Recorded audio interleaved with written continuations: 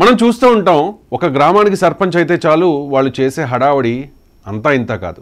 ఒక ఎమ్మెల్యే అయితే విలాసవంతమైన భవంతుల్లో ఖరీదైన కార్లలో దర్జాగా తిరుగుతూ ఉంటారు. కానీ ఒక ఎమ్మెల్యేకు కారు కూడా లేదంటే నమ్మగలమా? అసెంబ్లీకి కూడా అద్దె కారులో రావడాన్ని ఊహించగలమా? కానీ ఇది నిజం.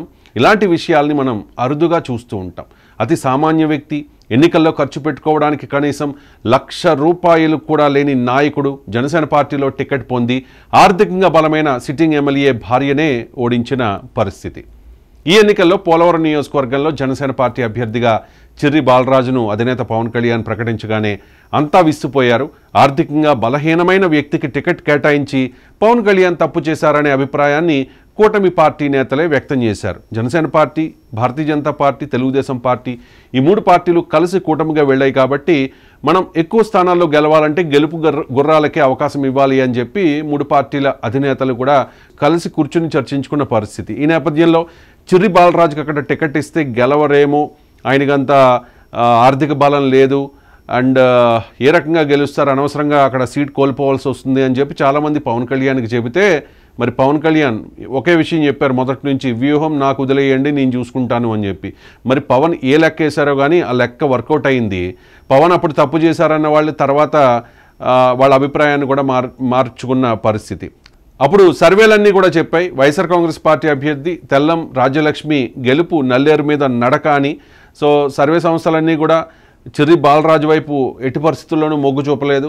పవన్ కళ్యాణ్ 100% స్ట్రైక్ రేట్ అంటూ ఉంటే పోలవరం తప్ప అంటూ కొంతమంది సెటైర్లు కూడా వేశారు. జనసేన పార్టీ ఈ ఎన్నికల్లో 21 స్థానాల్లో పోటీ చేసింది, 2 పార్లమెంట్ స్థానాల్లో కూడా పోటీ చేసిన పరిస్థితి. 100% స్ట్రైక్ రేట్ అంటే ఇట్స్ నాట్ పాసిబుల్ అనుకున్నారు. ఎందుకంటే జనసేన పార్టీకి అంత సీన్ ఉంటుందా అని ఆలోచించిన వాళ్ళు. కానీ అనూహ్యంగా పోలవరంలో చిర్రి బాలరాజు గెలిచారు. ఆయనకు వచ్చిన ఓట్లు 1,00,000 పైన ఓట్లు ఆయన తెచ్చుకున్నారు. దాదాపు 8,000 ఓట్ల మెజారిటీతో గెలిచారు. 2019 ఎన్నికల్లో కూడా ఇప్పటి వైఎస్ఆర్ కాంగ్రెస్ పార్టీ అభ్యర్థి తెల్లం రాజ్యలక్ష్మి హస్బెండ్ తెల్లం బాలరాజు పోటీ చేశారు. అప్పుడు చిర్రి బాలరాజు కూడా జనసేన పార్టీ నుంచి పోటీ చేశారు. అప్పుడు చిర్రి బాలరాజుకు వచ్చిన ఓట్లు 13,378. కానీ ఇప్పుడు వచ్చిన ఓట్లు 1,01,453. అప్పుడు 6% వస్తే ఇప్పుడు 46.33%. అంటే అర్థం చేసుకోవచ్చు పవన్ కళ్యాణ్ ఎంత స్ట్రాటజిక్గా ఆలోచించి అక్కడ చిర్రి బాలరాజుకు అవకాశం ఇచ్చారు అనేది. దాదాపు 8,000 ఓట్ల మెజారిటీతో ఆయన గెలిచారు. ఎమ్మెల్యేగా గెలిచారు. ఓకే, ఎమ్మెల్యే అంటే మనకు తెలుసు కదా, సాధారణంగా మన ఊళ్ళలో సర్పంచ్ అయితేనే ఎంత హడావుడి చేస్తారో మనకు తెలుసు. కానీ Chirri Balaraju very down to earth person, చాలా లో ప్రొఫైల్గా ఉండే వ్యక్తి. అలాంటి వ్యక్తి ఎమ్మెల్యే అయ్యేసరికి అంటే ఆయనలో ఎక్కడ అహం కనిపించలేదు. కానీ మామూలుగా ఎమ్మెల్యే అంటే పార్టీ కార్యక్రమాలకైనా లేదంటే అసెంబ్లీకైనా కారులో వెళ్ళాలి కదా, ఆయన కారు లేదు. ఏం చేయాలి? ఎమ్మెల్యేగా గెలిచారు కానీ సొంత కారు కూడా లేదు. గెలిచిన తర్వాత పార్టీ కార్యాలయానికి వెళ్ళాలన్నా, అసెంబ్లీకి వెళ్ళాలన్నా మిత్రుల కారు వాడుకోవడమో లేకపోతే అద్దె కార్లలో తిరగడమో చేసేవారు. పోలవరం నియోజకవర్గ జన సైనికులకు ఇదంతా నచ్చలేదు. తమ ఎమ్మెల్యేకు కారు కొనేయాలని డిసైడ్ అయిపోయారు. ఎమ్మెల్యే బాలరాజుకి ఈ విషయం చెప్తే అసలు బాలరాజు వద్దు, నాకేం కారు వద్దు, ఏదో సెకండ్ హ్యాండ్ కారు తీసుకుంటా లేకపోతే మిత్రుల కారు ఏదైనా తీసుకుంటా, లేని పక్షంలో అద్దె కారులోనైనా వెళతాను అని చెప్పి వారించినా కూడా ఇదిగో మనం క్లియర్గా చూడొచ్చు కారు. ఇదే కారు, ఇది Fortuner car, high end car ఇది. ఈ ఫార్చునర్ కారును ఈ పోలవరం నియోజకవర్గానికి చెందిన ఈ జన సైనికులందరూ కలిసి కొనాలని డిసైడ్ అయిపోయారు. కొనేయాలంటే డబ్బు కావాలి కదా, ఫార్చునర్ కార్ అంటే చాలా లక్షలతో కూడుకున్న పని. కానీ అంత డబ్బు లేకపోతే వాళ్ళు ముందుగా ఒక 10 లక్షల రూపాయలు డౌన్ పేమెంట్ కట్టేసి ఈ కారు తీసుకొచ్చేసి చిర్రి బాలరాజు దగ్గరికి ఇచ్చి సర్ప్రైజ్ చేసే ప్రయత్నం చేశారు. ఇక ఇచ్చారు, కారు ఇచ్చారు. ఇక ఈయన చిర్రి బాలరాజు అంత ఫెమిలియర్ కాదు కానీ ఇప్పుడిప్పుడే ఫెమిలియర్ అవుతూ ఉన్నారు చిర్రి బాలరాజు. సో ఇది కారు, ఫార్చునర్ కారు తీసుకొచ్చి ఇచ్చిన వెంటనే ఆయన వద్దు, నేను కారు వద్దన్నాను కదా, మీరెందుకు నాకు కారు కొన్నారు అని చెప్పి ఆయన కొంచెం సీరియస్ అయ్యారంట జన సైనికుల మీద. కానీ తమకు ఎంతో కష్టపడి గెలిపించుకున్న ఎమ్మెల్యే ఏదో అద్దె కార్లలోనో లేకపోతే చిన్న చిన్న కార్లలోనో తిరగడాన్ని అక్కడ జన సైనికులు ఎందుకో తట్టుకోలేకపోయారు, జీర్ణించుకోలేకపోయారు. కాబట్టి వెంటనే కారు కొని ఇచ్చేశారు. అప్పుడు చిర్రి బాలరాజు మాట అన్నారట, ఓకే డౌన్ పేమెంట్ ఏదో కట్టేసి ఇచ్చేశారు కదా, మిగిలిన ఈఎంఐలు నేను కట్టుకుంటాను, ఎందుకంటే ఎమ్మెల్యే అయిన తర్వాత ప్రతి నెల జీతం వస్తుంది కదా, ఆ జీతం నుంచి కట్టుకుంటాను అని చెప్పారట. ఈ విషయం ఆ నోట ఈ నోట బయటికి వెళ్ళేసరికి చిర్రి బాలరాజు కాస్త ఆలోచించి నాకు కారు వద్దు అని చెప్పి ఇచ్చేశారు తిరిగి. ఈ కారు వద్దు, మీలో ఎవరైనా తీసేసుకోండి, లేదంటే ఏదైనా రిటర్న్ ఇచ్చే ఆప్షన్ ఉంటే కనుక ఏదైనా చూడండి అని చెప్పి ఇచ్చేశారట. సో ఈ విషయంలో పవన్ కళ్యాణ్ దృష్టి కూడా వెళ్ళినట్టుగా మనకున్న సమాచారం.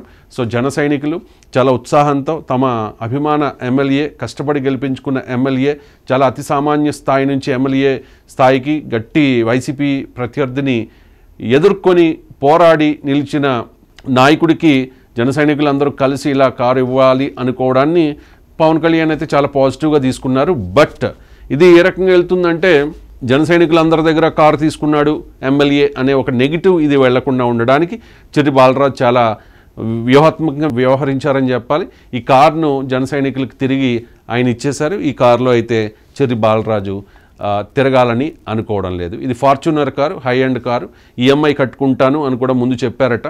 కానీ ఆ తర్వాత వ్యతిరేకత వస్తుందని చెప్పి ఆ కారును తిరిగి ఇచ్చేశారు. కానీ ఇక్కడ జన సైనికులు ఆలోచించిన తీరును ఒకసారి అర్థం చేసుకోవాలి. చాలా అంటే ఎంత కష్టపడ్డారంటే చిర్రి బాలరాజు కనీసం గెలవరు అని చెప్పి, అంటే జనసేన పార్టీ ఖచ్చితంగా గెలిచే స్థానాలు ఒక 15 ఉంటే ఒక 6 స్థానాలు ఉన్నాయి. ఆ 6 స్థానాల్లో ఖచ్చితంగా గెలవదు అని సర్వే సంస్థలు ఒక దీనికి వచ్చేసాయి. కూటమి పార్టీల నాయకులు కూడా వాళ్ళకు వచ్చే సీట్ల విషయంలో అంటే ఒక 120 సీట్లలో గెలుస్తుంది కూటమి అనుకున్నారు తప్ప 164లో గెలిచింది కదా. అందులోని జనసేన పార్టీ 100% స్ట్రైక్ రేట్.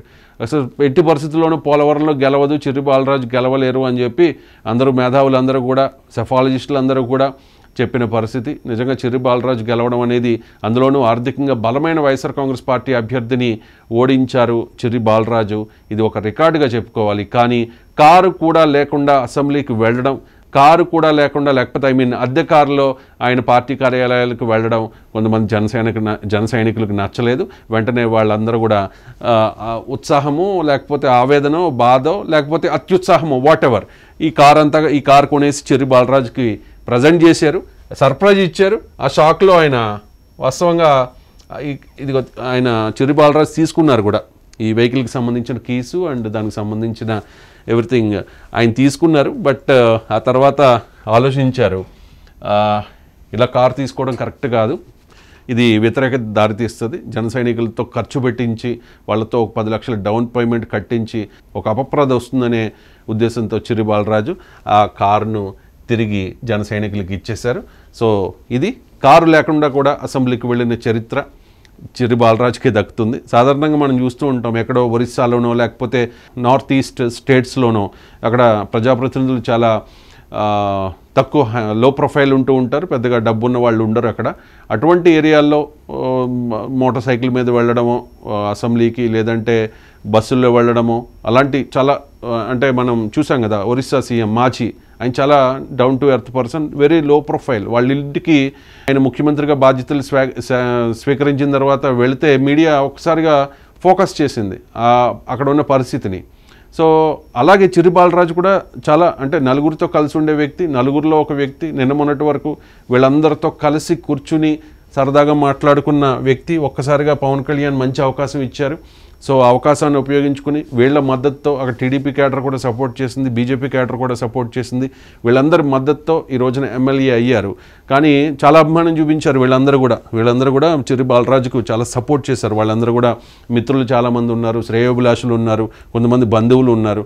వాళ్ళందరూ కూడా ఒక మంచి పని చేయాలనుకున్నారు. మా ఎమ్మెల్యే కారులో తిరగాలి, మిగిలిన అందరు ఎమ్మెల్యేలు బెంజ్ కార్లు BMW తిరుగుతూ ఉన్నారు, అట్లీస్ట్ ఫార్చునర్ కారులో మా ఎమ్మెల్యే తిరగాలని ఆలోచించారు. ఇది వాస్తవంగా ఇది మంచి ఆలోచనే. కానీ చిర్రి బాలరాజు మొదట్లో యాక్సెప్ట్ చేసిన ఆ తర్వాత వ్యతిరేకత వస్తుందనే ఉద్దేశంతో దీన్ని రిజెక్ట్ చేసిన పరిస్థితి.